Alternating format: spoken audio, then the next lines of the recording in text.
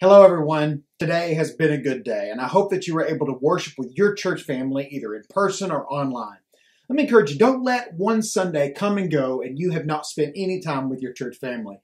Make sure that you're able to study God's Word, sing songs of praise, and worship and pray with your whole heart before the throne of God. Gather around and eat and drink of the cup to remember Jesus' death on the cross. Make sure that you give sacrificially back to God, praising Him for the many ways that He blesses you. I also hope today that you were able to read ahead in Genesis chapter 8 through 11 of the last day, because I want to talk to you tonight about how Noah and his family were remembered by God and how He saved them from all the wickedness around them. That's chapter 8. In chapter 8, we find Noah having to wait patiently to exit the ark before the waters subsided. In chapter 9, we see how God makes a promise or a covenant with Noah, and really for all mankind, that He would not destroy the earth again with a flood. It is here that God places the rainbow in the sky to help us remember this great story of salvation and of promise. We also read about Noah and a specific mistake that he makes. Noah had a little too much to drink from his own vineyard. And his son Ham went into his tent and he saw his father naked. He went to go tell his brothers Shem and Japheth, and they backed into Noah's tent and covered him up. And when Noah awoke, he was outraged. He was so upset about it, over what Ham had done, seeing him naked. And that he went ahead and passed out all these cursings and even a blessing, a cursing on Ham's youngest son Canaan, and blessings on Shem and Japheth.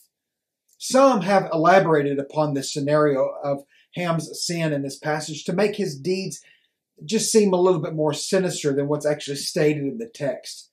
You know, they wonder, was his shortcoming only that he saw the nakedness of his father, or was there more involved? And really, it's just impossible to know. All we see here is that his actions are contrasted to the actions of his two brothers. Anything beyond that is mere speculation.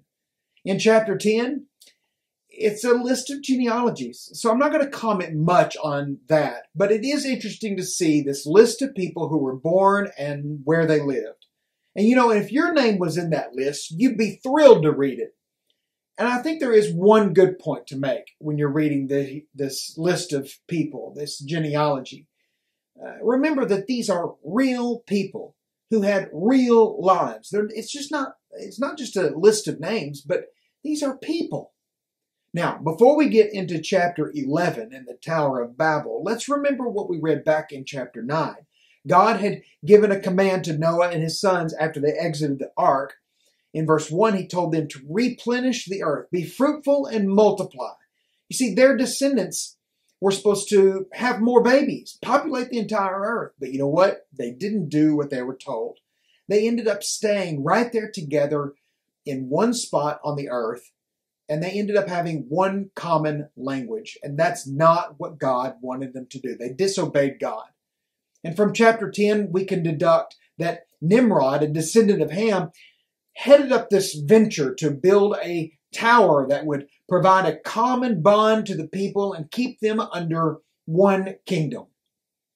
What exactly was this structure they attempted to build? Well, chapter 11 and verse 4 kind of gives us a hint, but not a real clear answer when it says, "Let us build us a city and a tower whose top will reach into heaven." Now, in the King James, it says, "may reach." And these words are italicized, indicating that they were added for the purpose of supplying a verb that does not really exist in that phrase in the original language of Hebrew. In my opinion, many have read way too much into this verse, adding their own verb combinations to make everything from a tower that could climb up to God's abode in heaven to a structure that displayed the signs of the zodiac on its dome. How ridiculous. Here's the real point. It was a city and a monument that was to organize a rebellion against God's command to populate the earth. Look at the last part of verse 4 to see their motivation for building the structure. It says, "Lest we be scattered abroad upon the face of the earth." In short, God said, be fruitful, multiply, replenish the earth. And the people said, we're going to just stay right here. So what do we learn from this reading? Well, we learn how important it is to stay in control of yourself, and we learn how important it is to obey God fully. By the end of chapter 11, we start to read about the family of Abram, who later becomes Abraham, one of the fathers of Israel. For tomorrow's reading, we'll get out of the book of Genesis for just a little while, and we'll read in the book of Job.